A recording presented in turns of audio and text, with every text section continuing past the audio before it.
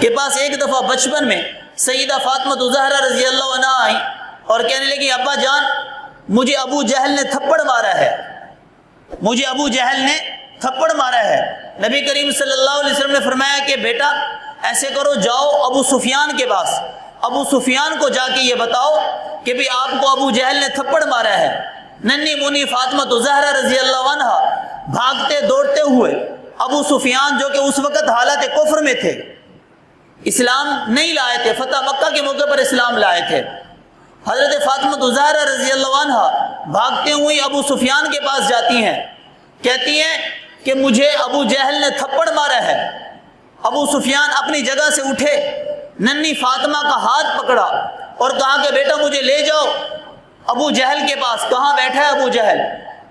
ابو سفیان ننھی منی فاطمہ زہرا رضی اللہ عنہا کو لے کر ابو جہل کے پاس آتے ہیں اور سامنے کھڑے ہو کر فاطمہ زہرا رضی اللہ عنہا کو مخاطب کر کے کہتے ہیں کہ بیٹا جیسے تجھے ابو جہل نے تھپڑ مارا تو بھی اتنی زور سے اتنی طاقت سے ابو جہل کے منہ پہ تماچا مار۔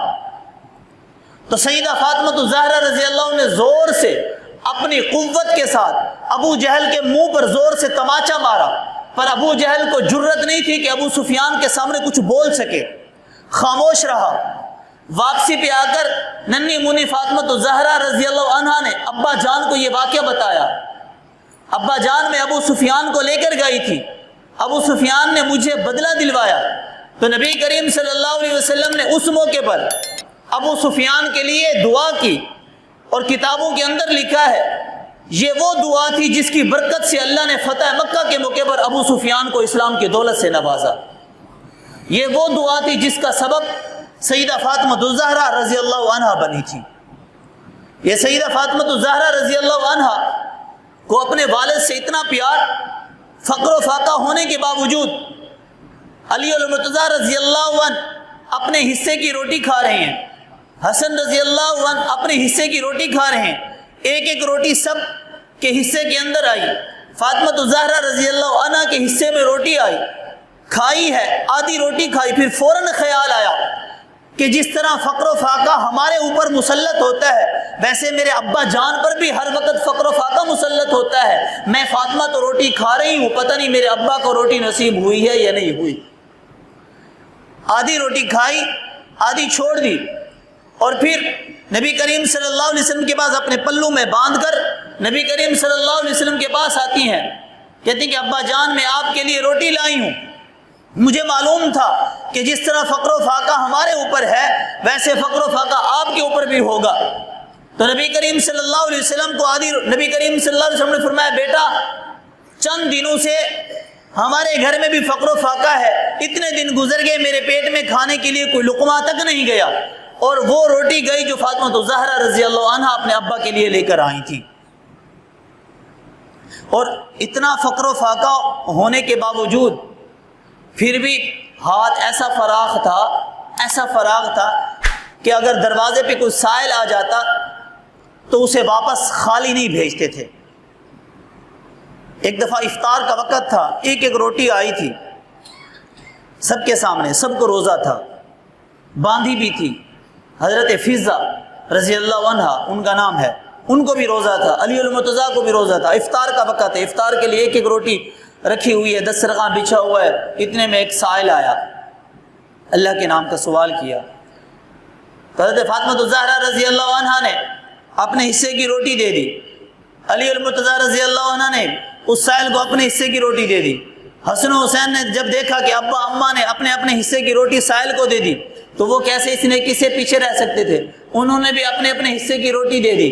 اور جب گھر کی خادمہ نے دیکھا کہ سب نے اپنے حصے کی روٹی دے دی تو میں اس سخاوت کے میدان میں پیچھے کیوں رہوں، تو اس خادمہ نے بھی اپنے حصے کی روٹی کہا کہ روزہ پانی سے افطار کر لیں گے پر سائل کو خالی نہ لوٹائیں۔ سب نے اپنے حصے کی روٹی سائل کو دی اور خود روزہ پانی سے افطار کیا، اور امت کو سبق دے دیا کہ نبی کی بیٹی کی سخاوت ایسے ہوتی ہے۔ ایک نو مسلم سن رسیدہ نبی کریم صلی اللہ علیہ وسلم نے اس کے بارے میں کہا اس کو کون کھانا کھلائے گا، سب کے گھر میں فقر و فاقہ تھا، خاموشی، جواب نہیں آیا۔ حضرت سلمان رضی اللہ عنہ فرماتے ہیں کہ آؤ میں تمہیں ایک ایسے گھر میں لے جاتا ہوں جہاں سائل کبھی کوئی خالی نہیں لوٹتا۔ وہ لے کے آئے سیدہ فاطمہ الزہرا رضی اللہ عنہ کے گھر۔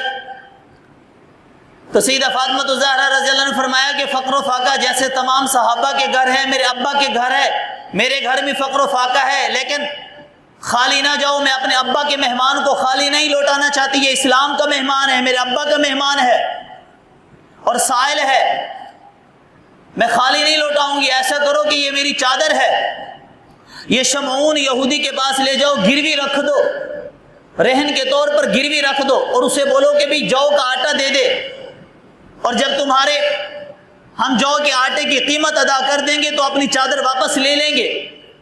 حضرت سلمان رضی اللہ عنہ وہ چادر فاطمہ الزہرا رضی اللہ عنہ کی لے کر شمعون یہودی کے پاس جاتے ہیں اور وہ چادر دیتے ہیں اور کہتے ہیں کہ اس کے بدلے میں یہ گروی رکھ لو اور آٹا دے دو۔ تو شمعون آٹا بھی دے رہا ہے، بار بار چادر کو بھی دیکھ رہا ہے، اور ساتھ میں سوال بھی کر رہے ہیں کہ یہ تو بتاؤ کہ چادر ہے کس کی؟ سلمان رضی اللہ نے فرمایا کہ تیرا کام ہے آٹا دینا، اس کو گروی رکھ اور آٹا دو۔ اس نے کہا نہیں، مجھے پھر بھی بتاؤ تو صحیح کہ ہے کس کی؟ تو سیدنا سلمان فارسی رضی اللہ عنہ نے جواب دیا، یہ خاتون جنت کا دوپٹہ ہے، یہ خاتون جنت کی چادر ہے۔ اس کی آنکھوں سے آنسو نکل پڑے۔ جب اس نے ساری بات سنی، اس نے کہا یہ وہ واقعہ ہے جس واقعے کو میں نے تورات میں پڑھ رکھا ہے کہ نبی آخر زمان محمد الرسول اللہ صلی اللہ علیہ وسلم جیسے خود سخی ہوں گی، ویسے ان کی آل اولاد بھی سخی ہوگی، ان کے در سے کبھی کوئی سائل خالی نہیں لوٹے گا۔ خالی نہ جاؤ، آٹا بھی لے جاؤ، چادر بھی لے جاؤ، ساتھ میں مجھے بھی، میرے گھرانے کو بھی لیتے جاؤ اور کلمہ پڑھاؤ، لا الہ الا اللہ محمد الرسول اللہ۔ تو یہ وہ گھرانہ ہے کہ جس سے کبھی کوئی سائل خالی نہیں لوٹتا۔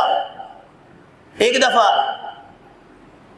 نبی کریم صلی اللہ علیہ وسلم، سخاوت کے بہت سارے واقعات ہیں، اتنا وقت نہیں ہے کہ اگر ہم صرف اور صرف سخاوت پر بیٹھ جائیں تو وقت سارا یہی پر، وقت تو ابھی بھی ہو گیا ہے، بس میں آخری بات کر کے اپنی بات ختم کرتا ہوں۔ یہ تو تھی سخاوت پر بات، سیدہ فاطمہ الزہرا رضی اللہ عنہا کی۔ اب ہم بات کرتے ہیں حیا پر۔ آپ کا حیا بھی بڑا مشہور ہے، روایات کے اندر ہے۔ علی المرتضیٰ کو آخر وقت میں وصیت کر رہے ہیں کہ اے علی، میرا جنازہ رات کے وقت کو اٹھانا۔ فرمایا، علی المرتضیٰ نے جواب دیا کہ کیوں؟ دن کو اٹھائیں گے تاکہ وہ دیہات والے جو لوگ ہیں وہ بھی تو آپ کے جنازے میں شریک ہو جائے۔ اے فاطمہ، بہت سارے جنازے ایسے ہوتے ہیں جن کو پڑھنے سے جنازہ پڑھنے والوں کی بخشش ہو جاتی ہے، اور تیرا جنازہ انہی جنازوں میں سے ہے۔ دن کو پڑھیں تاکہ سارے لوگ حاضر ہو جائیں۔ تو سیدہ فاطمہ الزہرا رضی اللہ عنہ نے فرمایا، آپ کی بات اپنی جگہ پہ سچی، پر میں وہ فاطمہ ہوں جس کا چہرہ یا علی المرتضیٰ نے دیکھا ہے یا محمد مصطفیٰ نے دیکھا ہے۔ ایسا حیا کہ ایک دفعہ پہلی رات کا چاند ہے، آپ کی نظریں نیچے ہیں، آپ نے اوپر آسمان کی طرف نہیں دیکھا۔ ابا جان سے پوچھا کہ ابا، کیا پہلی رات مہینے کی پہلی تاریخ کا چاند ہے؟ کہا ہاں بیٹا، تو کیوں نہیں دیکھ رہی؟ چاند کو تو بھی تو دیکھ۔ سیدہ فاطمہ الزہرا رضی اللہ عنہ نے جواب دیا ہے، ابا میری حیا گوارا نہیں کرتی، میری غیرت گوارا نہیں کرتی۔ کہا وہ کیوں؟ وہ کیسے؟ کہا آج مہینے کی پہلی تاریخ کا چاند ہے، سارے لوگوں کی نگاہیں چاند کی طرف ہوگی، ادھر سے اگر فاطمہ کی نگاہ بھی چاند کی طرف ہو جائے تو غیر مردوں کی نگاہیں اور فاطمہ کی نگاہیں برابر میں شریک ہو جائیں گی، اور یہ فاطمہ کی حیا اس بات کا گوارا نہیں کرتا۔ میں نہیں چاہتی کہ جس چیز کو غیر مرد کی نگاہیں دیکھ رہی ہوں اس جگہ پہ فاطمہ کی بھی نظر اسی وقت پڑے جب غیر مردوں کی نظریں پڑ رہی ہوں۔ یہ حیا ہے۔ آج ہم فاطمہ کا نام تو لیتے ہیں، لیکن یہ تو بتاؤ فاطمہ کے دوپٹے کی لاج کس نے رکھی ہے؟ یہ تو بتاؤ ہماری ماؤں، ہماری بہنوں، ہماری بیٹیوں نے فاطمہ الزہرا رضی اللہ عنہ کی دوپٹے کی لاج رکھی یا نہیں رکھی؟ فاطمہ کا نام لینے والوں، فاطمہ الزہرا رضی اللہ عنہ کی سیرت بھی اپناؤ۔ اصل عشق نام لینے میں نہیں ہے، اصل عشق محبوب کی سیرت اپنانے میں ہے۔ تو اصل عشق یہ ہے کہ جیسے فاطمہ الزہرا رضی اللہ عنہا کی زندگی تھی ویسے ہماری ماؤں کی زندگی بن جائے، ویسے ہماری بہنوں کی زندگی بن جائے، ویسے ہماری بیٹیوں کی زندگی بن جائے۔ یہ اصل ہے کہ بھی اہل بیت سے محبت کا حق یہ اصل ہے۔ اللہ تعالیٰ اس طرح کا حق ادا کرنے کی ہم سب کو توفیق نصیب فرمائے، آمین ثم آمین، وما علینا الا البلاغ۔